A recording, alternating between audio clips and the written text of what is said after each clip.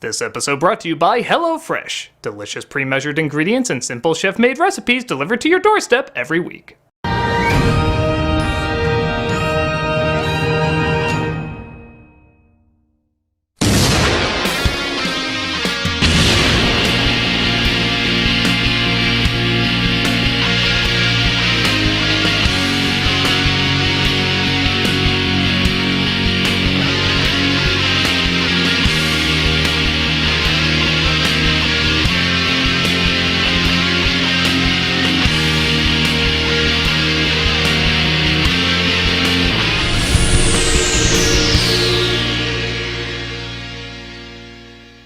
Hello, I'm the Nostalgia Critic guy. Remember it so you don't have to.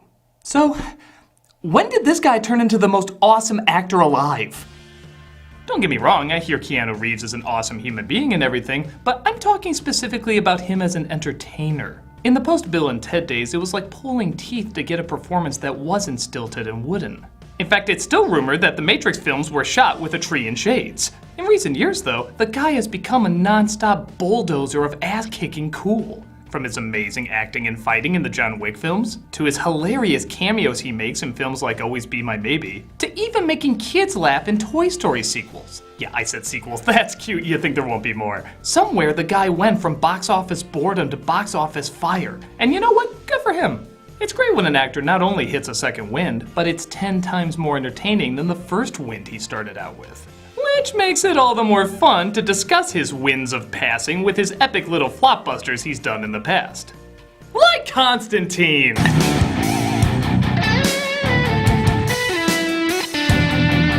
Released in 2005, the comic book-based epic did little to win over fans, critics, or your average moviegoer. Back in the day when people were saying less, "Oh, a Keanu Reeves movie!" and more, "Oh, a Keanu Reeves movie." This was one of the biggest box office low points in Reeves' career. Some would say this wasn't a shock, as the movie had about as much personality as Reeves' acting did at the time, which is somewhere in the mathematical ballpark of how many nutrients a KFC Cheeto sandwich has. While we can certainly smile now knowing Reeves' career has made an explosive comeback, it is interesting to marvel at what a deep yet dull pit he had to climb out of. Is that pit deep enough to reach the flames of HE double hockey stick? Or is it too boring to even pull that off? Well, let's take a look. This is a movie so bad nobody else could possibly make a comeback from it. Except her. Maybe her. Give me something! Thank you. This is Constantine. Ooh, it's Warner Brothers after they released Crimes of Grindelwald. Great, now I'm just wishing this was a Wolfenstein movie. Whoa, Finstein. We open on two guys outside a burnt-down church discovering an artifact wrapped in a Nazi flag. You know, you gotta be careful in the wide-open desert. An incredibly quiet car at top speed might sneak up on you. Hence the traffic signs. He walks away without a scratch, though, as we cut to an apartment being approached by a man putting his cigarette out on the camera, as it looks like this man is Constantine, played by Reeves. Apparently a girl is possessed, and he's there to beat the Satan out of her. This is Constantine. Faker. She just wants Reeves to thrust himself on her bed. Few people know the best way to conduct an exorcism is by punching. I need a mirror. I have to make sure my hair didn't defluff mid-punch.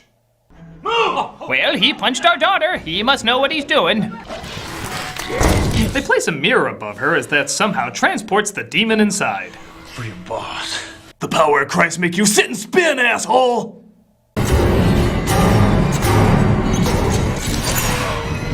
At this point, you have to wonder if the E in Wile E. Coyote stands for exorcist, because they have very similar ways of doing things. The mirror is destroyed and the girl is saved, but that doesn't mean he has to stop brooding. Take that, you stupid lighter, I like to close hard. Okay, audience, just look at my angst for 7 seconds. Okay, good. Rachel Weisz plays a detective named Angela who thinks she has a sixth sense in finding and killing criminals. She has a twin sister named Isabel in a super secure mental ward that only failed to stop 12 people jumping to their deaths this week. Meanwhile, at the same establishment, Constantine sees he has lung cancer, to which his doctor calms him down with her comforting words. Wouldn't be the first time. Well, that's an amazing bedside manner. Wouldn't be the first time. I mean, look on the bright side. Shut up. Angela goes to see her dead sister and refuses to believe it was suicide. Hold the door. You're going down. I wonder if I can help it. Yeah, well, 2019 me would make that sound cool. Meanwhile, at big brooding the woe apartments, Jesus, how much money do exorcists make? Q comes along to give him some holy weapons. I know technically his name isn't Q, but yes it is. What is it exactly with you and bugs? I just like them.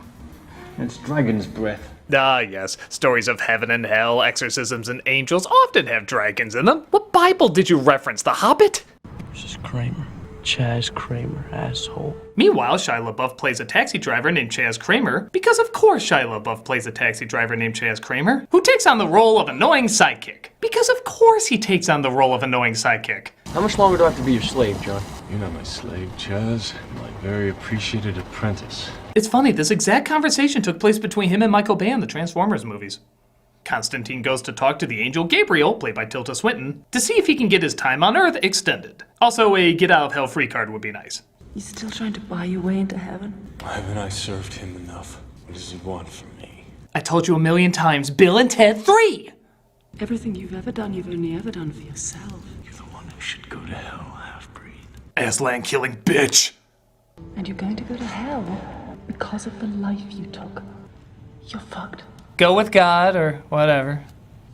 Constantine goes to, what do you think he's doing? Brooding? Yeah, he's brooding. Chevy, our billboards are cryptic if you only read half of them. Hey buddy, got a light? But a person made entirely of bugs! You know, maybe it could be his origin story. Starts attacking him on the street.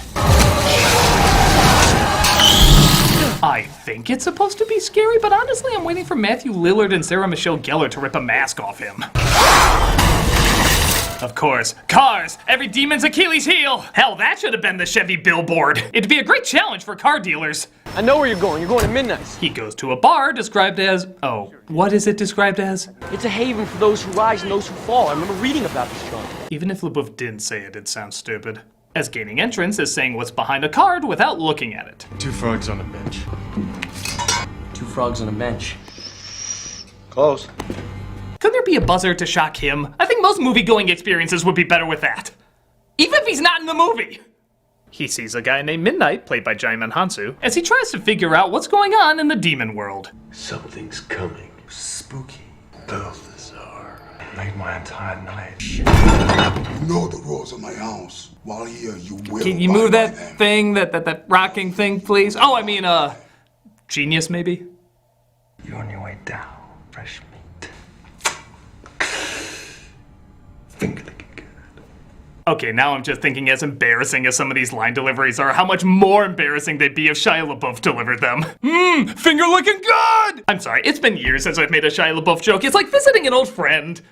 So Angela thinks she may get some answers from Constantine in figuring out what happened to her sister. I've heard your name around the precinct. I know the circles you travel in, the occult, demonology, exorcisms. I mean, what do you think we talk about the precinct? Drug bust, homicide? Pfft. I thought that with your background, you could at least point me in the right direction. Sure.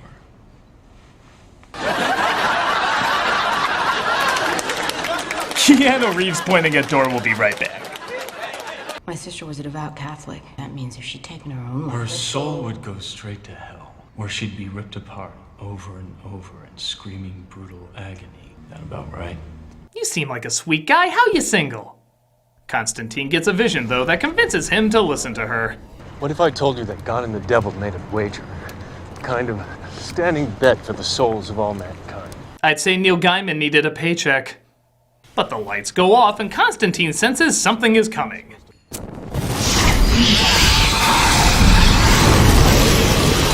Oh god, it's worse than hell. It's a Max Payne sequel. Make sure Mila Kunis' schedule is full! I really believe she wouldn't commit suicide. Never in a million years. Let's see if she's in hell. Boss! Boss! Boss! Boss! So Keanu Reeves puts his feet in a pot of water while holding a cat. I feel like that's a caption contest. As he asks Angela to leave the apartment. God, I hate this part. He always says that before the director yells action. So it turns out holding a cat while setting your feet in a pot of water does send you to hell! Yeah, I was close. I was holding a chihuahua while standing in a toilet of pee-pee juice. As he discovers Angela's sister is there. They're performing the incredible torture of just letting her stand there. Bastards!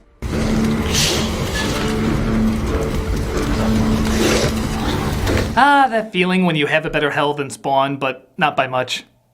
He grabs her paper bracelet and brings it back to show that she really is down there. Which begs the question, did the paper bracelet go to hell? Did the hospital gown not fit the Pope? How does this work? How is this possible? I need to eat. Despite my performance, I am in fact human. Nothing like quenching that inner pits of damnation journey with pancakes. What'd you think IHOP stood for? I could see things. Things you shouldn't have to see. He talks about how he tried to kill himself due to his visions of demons and his parents not believing him. Officially, I was dead for 2 minutes. Take it from me, 2 minutes in hell is a lifetime. It's like hearing a dad joke. Lasts only 2 minutes, but feels like an eternity of torture. They go to where Isabel died to see if there's any clues she left behind. Here's a fun scene. 2005 Keanu Reeves trying to act angry. She thought it up right here, right where you're standing. She knew you'd come. She counted on you to see what she saw. Sorry, I didn't mean to raise my voice like that. As a detective, I'm totally cool with you manhandling me like a pimp looking for a stolen 20. What did she do, Angela? You know what she did. What are you afraid of? What did she do, Angela? What did she do? I don't know! Well, you don't need to yell. Sheesh. They find a Bible verse written on the window, because in both night and day, nobody noticed that. But they figure out the verse doesn't exist. Corinthians goes to 21x in the Bible in hell. They have Bibles in hell. Don't say it like that. This movie's supposed to be serious. That's literally the line written. Oh, well, yeah.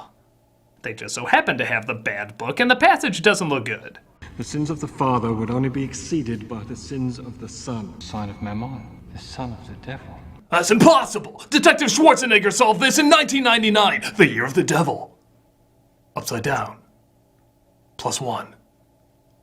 Maybe this wasn't solved. Am I the only one, by the way, who thinks when he says the name Mammon, he's actually saying my mom? Mammon would be the last demon would ever want crossing over to our plane. Mammon would need divine assistance. Mammon would need the help of God. This is sounding less like demonic rituals and more like a guy who doesn't know how Yo Mama jokes work. Mammon would need divine assistance. Mammon would need the help of God. My mom's so fat she needs divine assistance from God to cross over into Weight Watchers. Mama's a big old greasy hoe.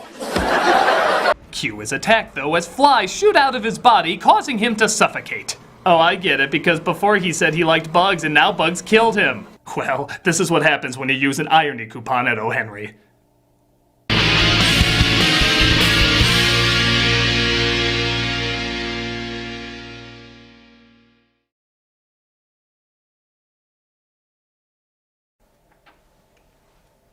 Hello, dog! Hello, Fresh. Hello, Fresh! Hello, dog! But you can't talk! Of course I can talk! Food can actually talk. And I can be delicious, too! What do you mean, Hello Fresh? I mean, I'm America's #1 meal kit, with easy seasonal recipes and pre-measured ingredients delivered right to your door! So all you have to do is cook and enjoy! I'm conveniently delicious and deliciously convenient! I don't hear many talking meal kits, so you tell me how. Gladly! It's home-cooked meals made simple! HelloFresh makes cooking delicious meals at home a reality, regardless of your comfort in the kitchen. From step-by-step recipes to pre-measured ingredients, you'll have everything you need to get a wow-worthy dinner on the table in just about 30 minutes. What? 30 minutes. Oh, okay, that's what I thought you said. You can make deliciousness part of your week. Break out of your dinner rut with our 17 seasonal chef-curated recipes each week. Wow! There's something for everyone, from family recipes to calorie smart and vegetarian, and fun menu series like Hall of Fame and craft burgers. HelloFresh is flexible and fits your lifestyle. Add extra meals to your weekly order, as well as yummy sides like garlic bread and cookie dough. Cookie dough is for cookies. Easily change your delivery days, food preferences, and skip a week whenever you need. Well, that's amazing, because I'm not a very good cook. I know! How? Because I'm convenient, remember? Oh, right. Remember! Yeah. My favorite meal is the cranberry apple pork chop. It's so easy to make and so delicious to eat. You can even add your own ingredients to mix it up a bit. Tell them about the deal. I have a deal? You have a deal. Here's a deal. You have a deal. For $80 off your first month of HelloFresh, go to this address and enter Nostalgia80. Again, go to this address and enter Nostalgia80 for $80 off your first month of HelloFresh. It's like receiving 8 meals for free. That it is, HelloFresh. Why are you talking to food? That's weird. Don't talk to food, it's weird. Be like me and go from saying hello fast food to hello fresh. Go to this link and enter Nostalgia80 for $80 off your order today. Seriously, don't talk to your food, it's weird.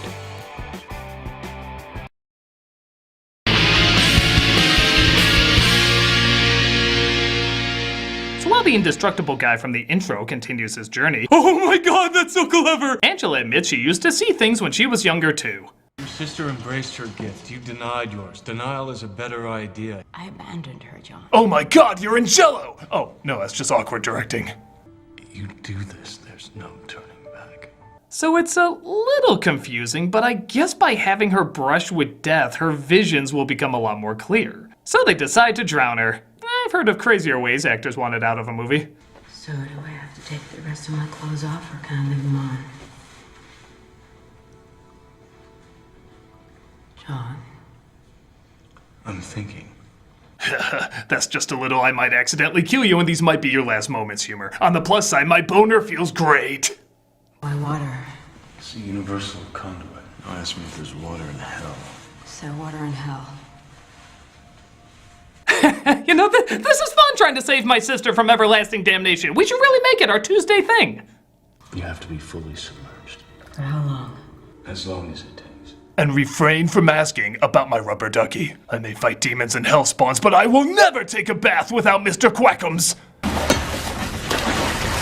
Fun fact, if you almost drown in a bathroom, your bathtub explodes.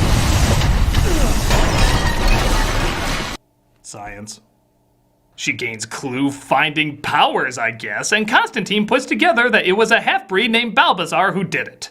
Angela insists that her crime-fighting insights would be useful, but Constantine refuses her help in this fiery scene that shows both their determination and their passion. I'm coming with you. You're staying in the car. Stop it! Can't you two see you're in love? Constantine breaks into Balbazar's place and starts making things holy.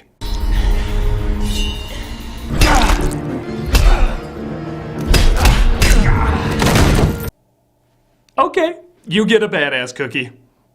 He tries interrogating him by performing last rites, meaning he'll go straight to heaven, which is a terrible punishment for him. Again, that's a pretty funny idea. Well, at least things can't get any sillier than that.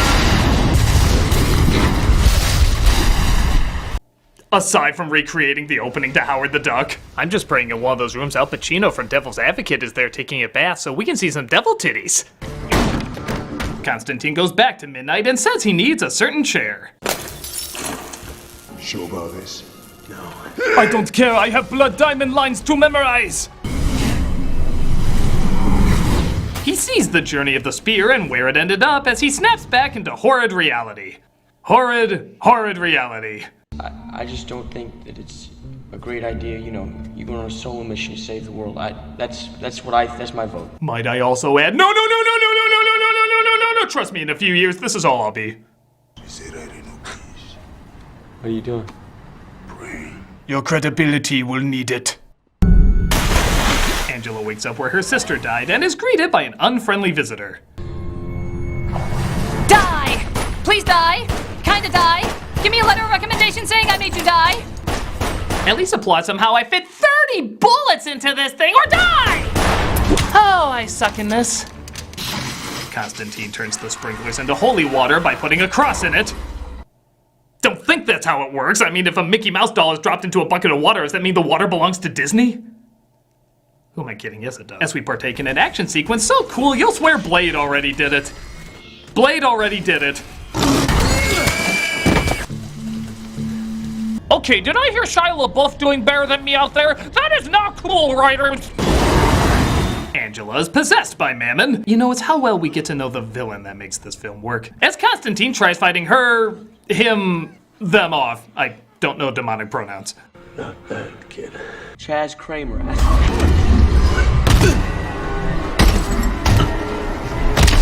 Oh no, I need a lot more Shia LaBeouf bashing than that!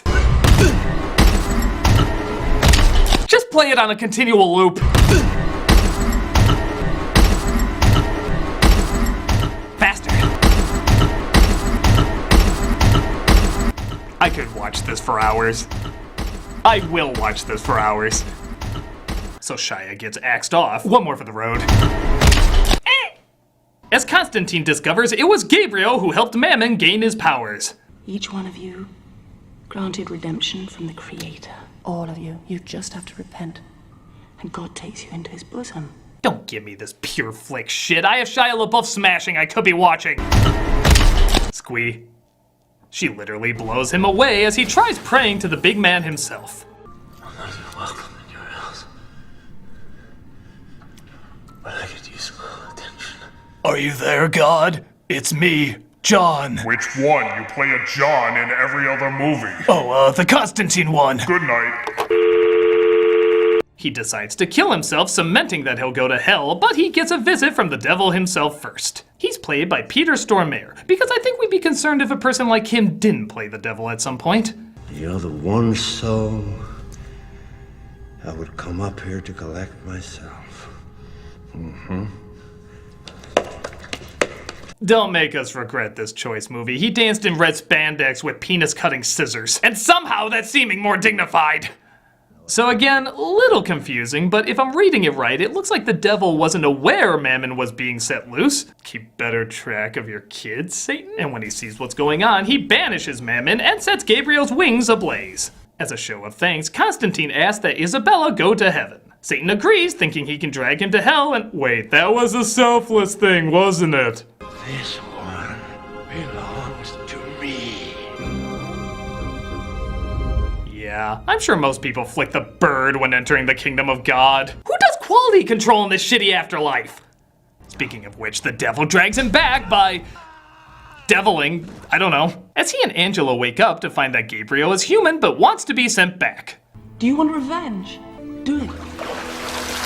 End my life. That's a solid impression of everybody watching this movie right now. That's called pain. Get used to it. Oh, I know I will when I read the reviews for Day the Earth Stood Still. Constantine and Angela think about being a couple until they realize they have no chemistry whatsoever. He goes from being a chain smoker to a gum chewer. That's moral progress. And even Shia gets one more scene after the end credits.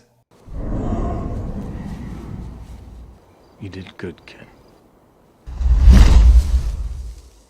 I pity the poor schmuck who has him as a guardian angel. I'm off to blackmail someone so I can be Mutt Williams! Well, that's a sequel I'm glad I'll never see. Constantine is a pretty silly movie, which honestly would be fine if it wasn't so boring. The film weirdly takes its goofy setup way too seriously and forgets that you can be both dark and fun at the same time. Batman, Blade, and Dredd are all dark but fun. This is just long, dull, and lifeless. I'm glad everyone in this movie went on to better things-ish, and their talents were discovered in better productions. Because man, there ain't no way in hell anyone's potential is shining here. I'm the Nostalgia Critic. One more time. I remember it so you don't have to.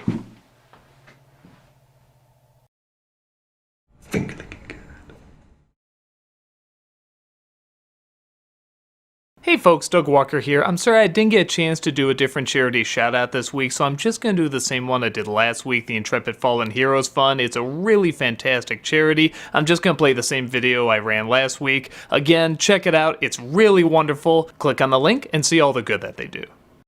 The Intrepid Fallen Heroes Fund builds critically needed centers for treating United States military personnel suffering the effects of traumatic brain injury and post-traumatic stress.